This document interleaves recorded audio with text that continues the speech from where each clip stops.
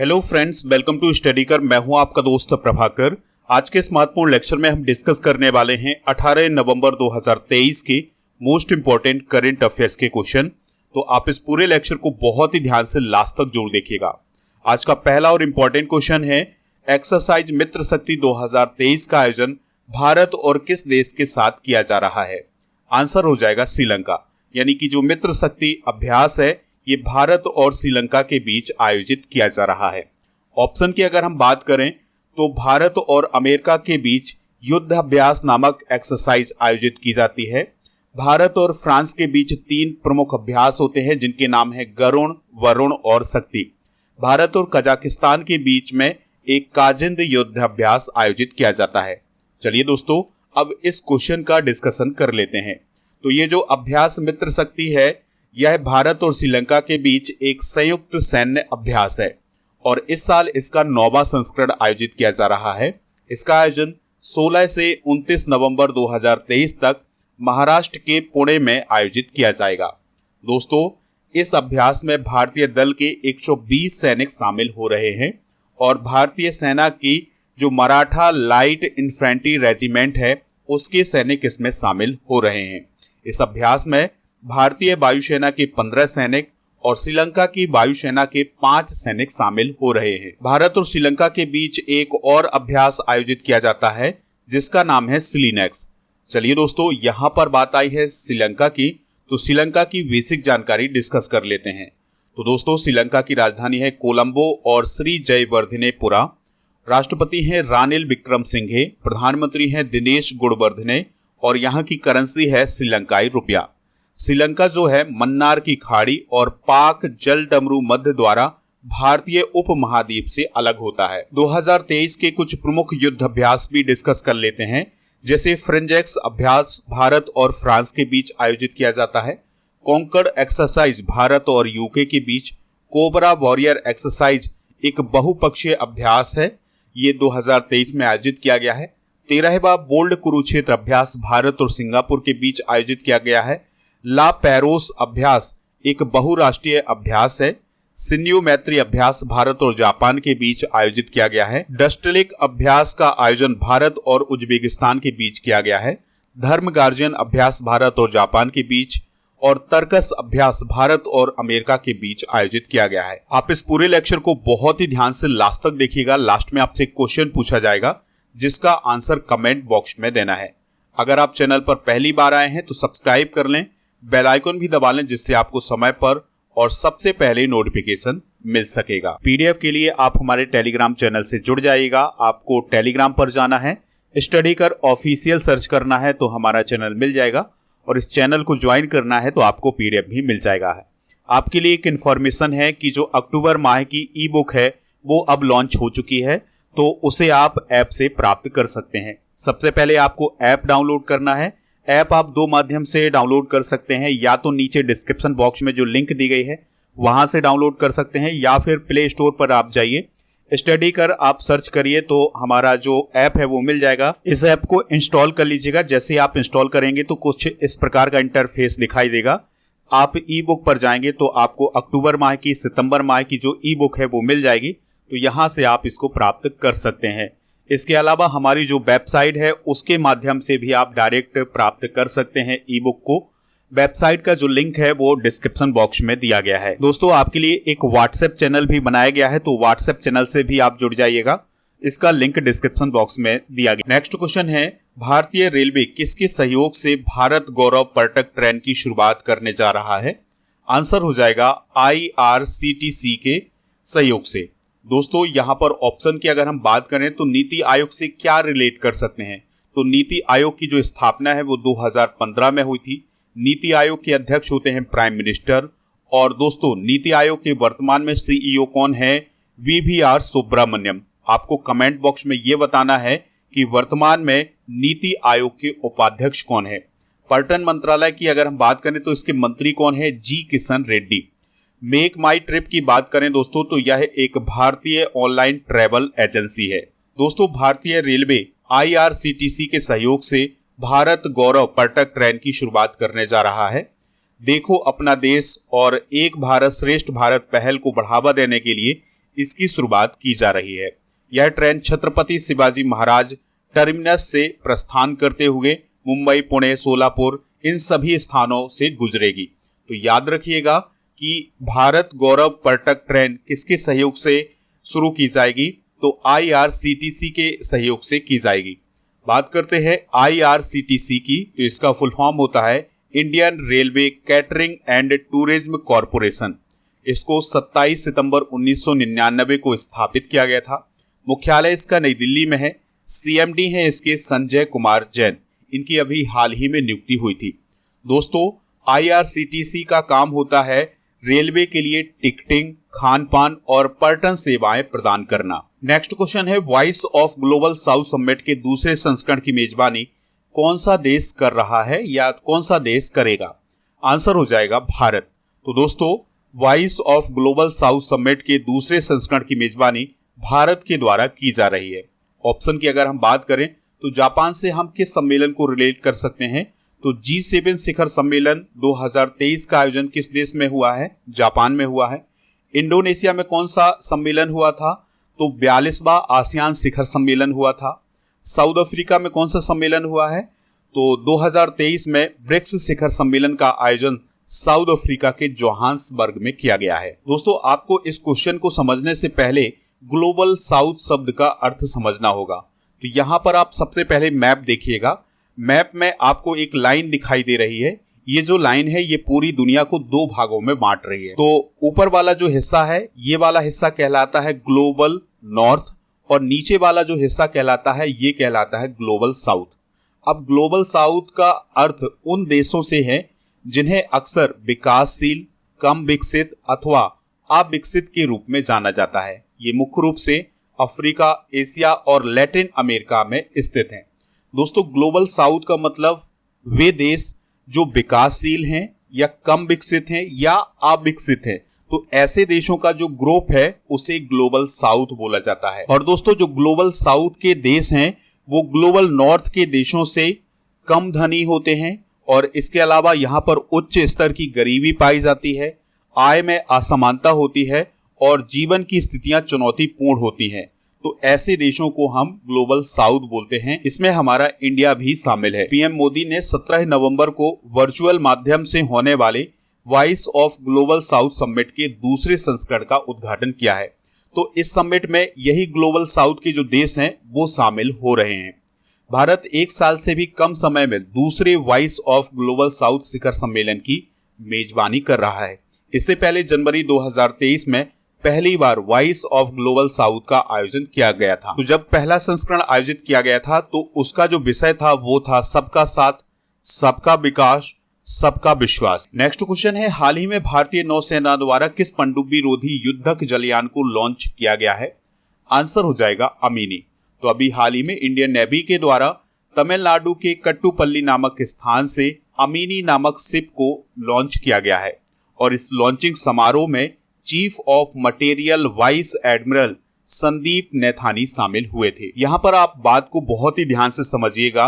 Garden reach ship builders and engineers के द्वारा Indian navy के लिए 8 anti submarine warfare shallow water craft बनाए जा रहे हैं।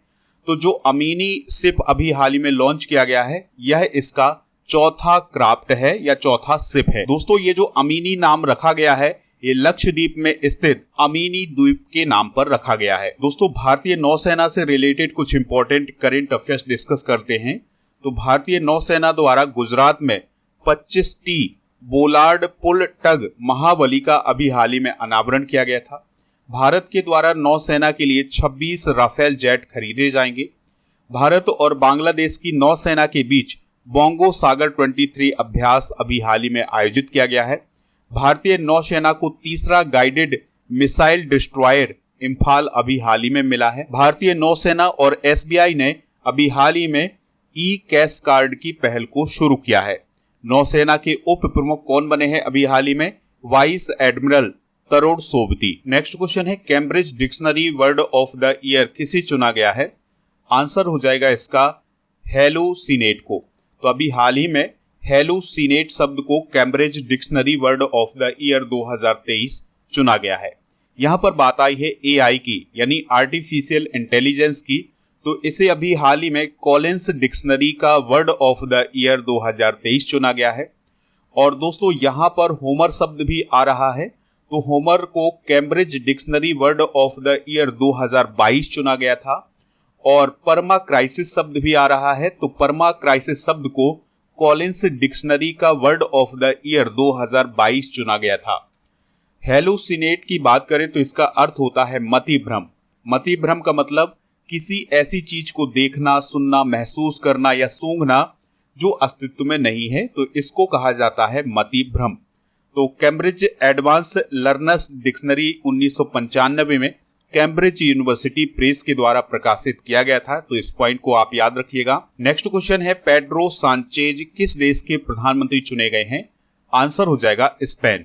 ऑप्शन की अगर हम बात करें तो मालदीव के अभी हाल ही में राष्ट्रपति बने हैं मोहम्मद मुइज्जू, और बानुआतू के नए प्रधानमंत्री बने हैं सातो किल्बेन। और दोस्तों सिंगापुर की बात आई है तो सिंगापुर के अभी हाल ही में राष्ट्रपति कौन बने हैं? थर्मन सनमुगरत्नम। स्पेन के कार्यवाहक प्रधानमंत्री पेड्रो सांचेज को संसदीय मतदान में बहुमत से दोबारा प्रधानमंत्री चुन लिया गया है।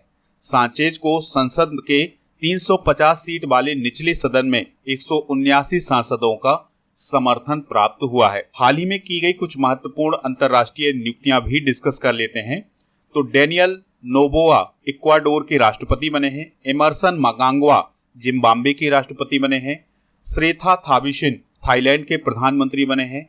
अनवर उल हक काकर पाकिस्तान के कार्यवाहक प्राइम मिनिस्टर बने हैं। हुन मानेट कंबोडिया के प्राइम मिनिस्टर बने हैं। एडगर्स रिंकेविक्स जो हैं लातविया के राष्ट्रपति बने हैं। और पेटेरी ओरपो फिनलैंड के प्रधानमंत्री बने हैं। चलिए दोस्तों बात करते हैं स्पेन की। तो स्पेन की जो कैपिटल है वो है मैड्रिड और करेंसी है यूरो। स्पेन के नॉर्थ में आप अटलांटिक ओशियन देख सकते हैं, और साउथ की बात करें तो यहाँ पर भूमध्य सागर को भी देख सकते हैं। और इसके पड़ोसी देशों में पुर्तगाल और फ्रांस आते हैं। नेक्स्ट क्वेश्चन है, महाराष्ट्र सरकार ने लता मंगेशकर पुरस्कार 2023 किसे प्रदान किया है? आंसर हो जाएगा इसका सुरेश वाडकर को। तो दोस्तों महाराष्ट्र सरकार ने पार्श्व गायक सुरेश वाडकर को 2023 के लता मंगेशकर पुरस्कार के लिए चुना है। सुरेश वाडकर को 2018 में संगीत नाटक अकादमी पुरस्कार से भी सम्मानित किया गया था। दोस्तों लता मंगेशकर पुरस्कार संगीत क्षेत्र में कार्य को राष्ट्रीय स्तर का पुरस्कार घोषित करने के लिए स्थापित किया गया है। यानी कि जो ये लता मंगेशकर पुरस्कार है ये संगीत के क्षेत्र में दिया जाता है। अब ये पुरस्कार महाराष्ट्र की सरकार के द्वारा भी दिया जाता है और मध्य प्रदेश की सरकार के द्वारा भी दिया जाता है। यानी कि इस पुरस्कार का नाम एक ही है, ये अलग अलग राज्यों के द्वारा दिया जाता है। तो महाराष्ट्र की सरकार की बात करें तो इसने 1992 में लता मंगेशकर पुरस्कार देना शुरू किया था, जबकि मध्य प्रदेश की सरकार ने 1984 में ये लता मंगेशकर पुरस्कार देना शुरू किया था। राष्ट्र की अगर हम बात करें तो इसकी स्थापना 1 मई 1960 को हुई थी। राजधानी मुंबई है। मुख्यमंत्री हैं एकनाथ शिंदे। राज्यपाल हैं रमेश बैस। विधान परिषद की 78 सीटें हैं। विधानसभा की 288, राज्यसभा की 19 और लोकसभा की 48 सीटें हैं। नेक्स्ट क्वेश्चन है, किस देश में भारतीय मूल की शकुंतला भाया को प्रशासनिक सम्मेलन की परिषद के सदस्य के रूप में नियुक्त किया गया है? आंसर हो जाएगा अमेरिका। तो दोस्तों अभी हाल ही में अमेरिका के राष्ट्रपति जो बाइडेन के द्वारा भारतीय मूल की अमेरिकी नागरिक शकुंतला भाया को अमेरिका के प्रशासनिक सम्मेलन की परिषद के सदस्य के रूप में नियुक्त किया है। शकुंतला भाया का काम उन व्यक्तियों का प्रतिनिधित्व करना है जो व्यवसायों और असुरक्षित निर्णय लेने के कारण गंभीर मुश्किलों में घिर जाते हैं। यानी कि इन व्यक्तियों को वो कानूनी सहायता प्रदान करेंगी, कानूनी सलाह प्रदान करेंगी। अमेरिका से रिलेटेड कुछ इंपॉर्टेंट करेंट अफेयर्स डिस्कस कर लेते हैं। अमेरिका में न्यूयॉर्क में पहली बार दीपावली पर सार्वजनिक अवकाश अभी हाल ही में घोषित किया गया था। भारत अमेरिका के सिएटल में नया वाणिज्य दूतावास खोलेगा। स्टेटिस्टा के अनुसार फिनटेक यूनिकॉर्न के मामले में अमेरिका पहले स्थान पर है। अमेरिका के लुइसविले में 3 सितंबर को सनातन धर्म दिवस के रूप में घोषित किया गया है। नेक्स्ट क्वेश्चन है, जलवायु के क्षेत्र में काम करने वाले दुनिया के 100 सबसे प्रभावशाली लोगों की लिस्ट में कितने भारतीय और भारतीय मूल के नागरिक शामिल किए गए हैं? आंसर हो जाएगा 8। तो दोस्तों टाइम पत्रिका की जलवायु के क्षेत्र में योगदान को लेकर दुनिया के 100 सबसे प्रभावशाली लोगों की सूची जारी की गई है। इसमें 8 भारतीय और भारतीय मूल के नागरिक शामिल किए गए हैं। दोस्तों इस सूची में शामिल भारतीय और भारतीय मूल के नागरिकों की अगर हम बात करें तो इसमें विश्व बैंक के अध्यक्ष अजय बंगा जी शामिल हैं, ओला इलेक्ट्रिक के सह संस्थापक भाविश अग्रवाल शामिल हैं, रॉक फेलर फाउंडेशन के अध्यक्ष राजीव जे शाह शामिल हैं, बोस्टन कॉमन एसेट मैनेजमेंट की संस्थापक और अध्यक्ष गीता अय्यर शामिल हैं, अमेरिका ऊर्जा विभाग ऋण कार्यक्रम कार्यालय के निदेशक जिगर शाह शामिल हैं, हस्क पावर सिस्टम्स के सीईओ और सह संस्थापक मनोज सिन्हा शामिल हैं, केसर परमानेंट के लिए पर्यावरण प्रबंधन की कार्यकारी निदेशक सीमा बाधवा शामिल हैं, महिंद्रा लाइफ स्पेसेज के प्रबंध निदेशक और सीईओ अमित कुमार सिन्हा शामिल हैं। दोस्तों बात करें अगर हम टाइम पत्रिका की तो यह न्यूयॉर्क शहर में स्थित है और यह एक अमेरिकी समाचार पत्रिका है। इसका पहला प्रकाशन 3 मार्च 1923 को किया गया था। नेक्स्ट क्वेश्चन है, किसी एक विश्व कप संस्करण में सबसे अधिक रन बनाने का रिकॉर्ड किस खिलाड़ी ने बनाया है? आंसर हो जाएगा विराट कोहली ने।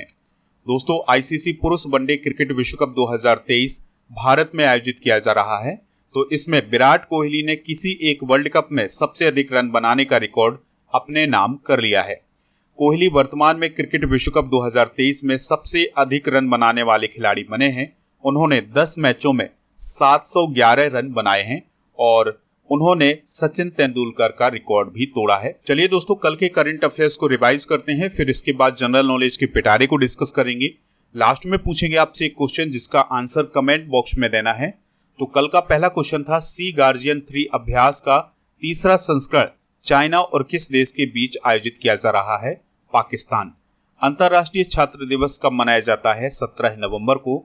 Life time disturbing the peace award से किसे सम्मानित किया गया है? सलमान रुश्दी को। केंद्र सरकार ने किसे 6 राज्यों का सीनियर मीडिया कंसल्टेंट बनाया है? अमित आर्य को। पीएम मोदी ने किस राज्य से विकसित भारत संकल्प यात्रा और पीएम जनजाति आदिवासी न्याय महाअभियान पीएम जनमन की शुरुआत की है? झारखंड से। हाल ही में किस राज्य के 15 से अधिक उत्पादों को जीआई टैग दिया गया है? उत्तराखंड। एशियन आर्चरी चैंपियनशिप 2023 में परनीत कौर ने कौन सा मेडल जीता है? Gold medal. 37वें इन्फेंट्री कमांडर्स सम्मेलन का आयोजन कहाँ किया गया है? मध्य प्रदेश के महू में। किस प्रसिद्ध वीडियो चैट ऐप को 14 साल बाद बंद किया गया है? ओमेगल को। भारत अंतर्राष्ट्रीय विज्ञान महोत्सव 2023 का आयोजन कहाँ किया जाएगा? फरीदाबाद हरियाणा में। आज के जनरल नॉलेज के पिटारे में हम संविधान के आगे के अनुच्छेद डिस्कस करेंगे।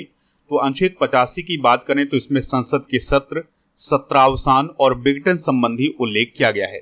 अनुच्छेद 86 में राष्ट्रपति का संसद में अभिभाषण और संदेश भेजने का अधिकार बताया गया है।